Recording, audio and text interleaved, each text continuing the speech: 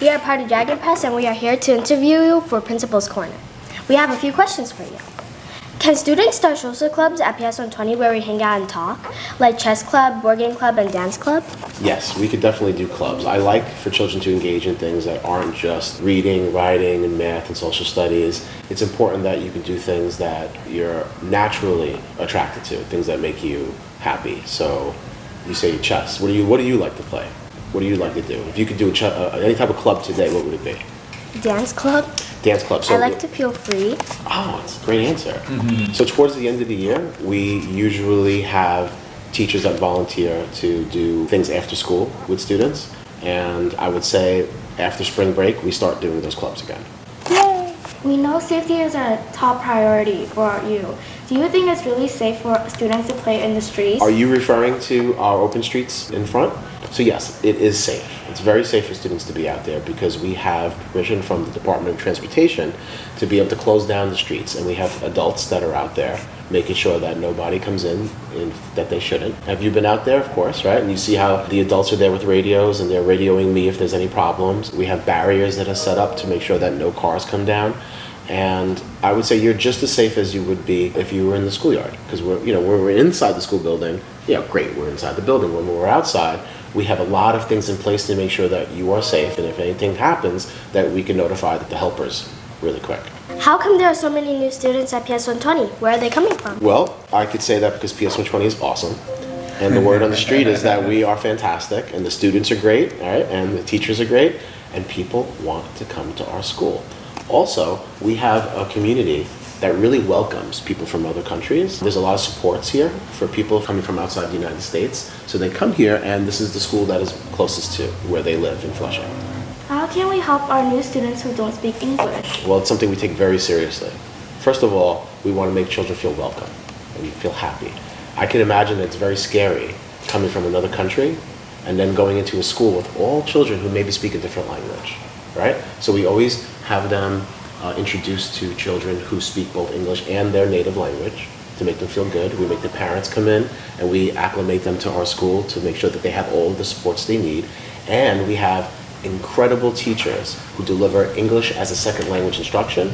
And for a lot of the kids in the lower grades, we have bilingual classrooms for them. Can I ask you guys, what would you think would be a really cool way to help support children that are new to the school and also maybe new to the English language? We should have either students or teachers translators for every classroom, so that would be easier.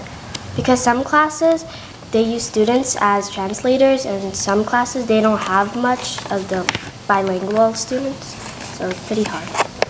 What's the coolest thing you've ever done in your office? A lot of cool things have happened in PS 120 since we've been here, right? But the coolest thing that I've done is when I engage with students in this type of way, right? I've done a lot of read-alouds in my office this year with students, and this type of interviewing process where you guys ask me questions and I get to speak to the whole school community, I think is super cool. So thank you for that.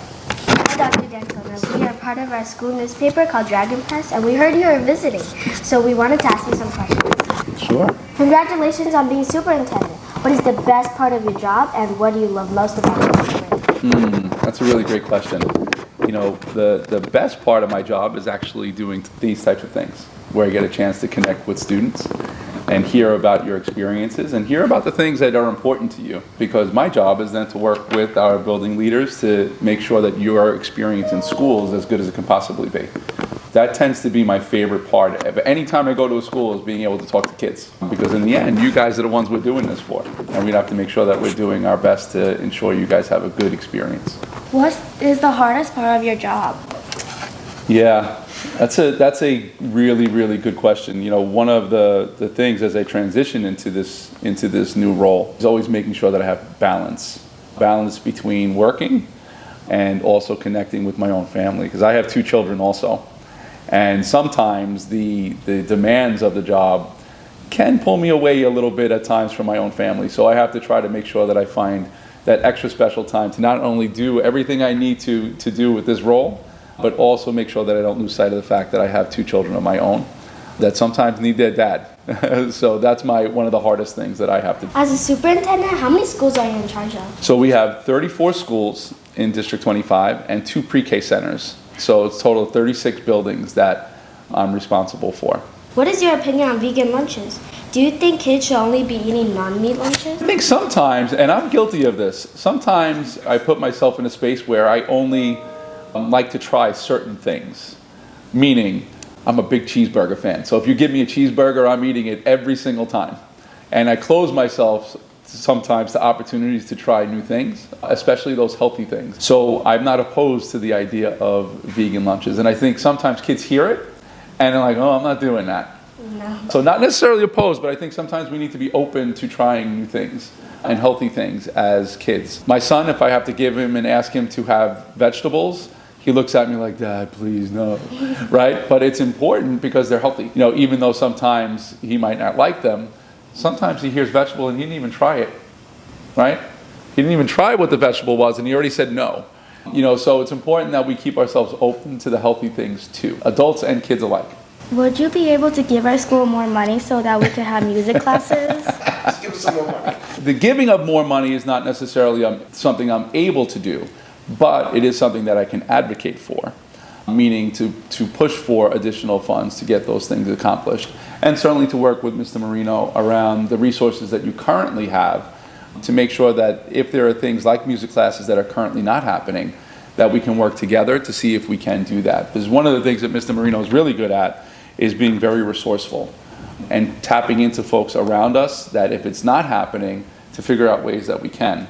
That will be something that I can add to my list of questions that I can ask Mr. Marino as we go through today to see how we can make that happen for you guys. Thank you. Thank you. You're welcome. Thanks, guys. This was great. So can I ask you guys a couple of questions while I have you? So tell me one thing that you guys are most proud of as part of being students here at PS 120. I'm really glad that we can have social learning and also have fun at the same time, because we don't want to learn really forcefully. We need to have a little freedom and have fun too. We get to learn new things while meeting new people. I love that. Do you guys do the Mind Up program here Yeah, with brain breaks?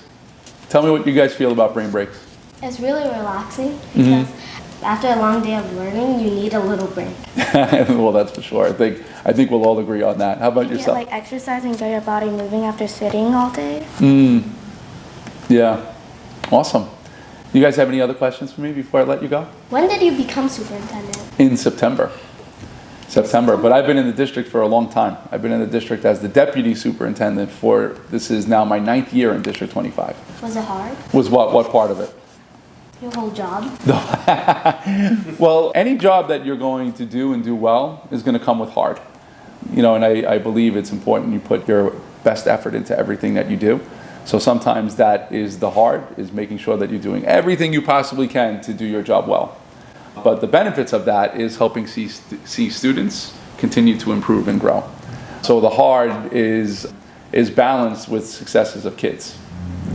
You know, and that's the challenge part, is that sometimes it takes a little bit more thinking to help some children that are struggling to do as best as they can, and the kids that are doing really, really well to stretch themselves even further.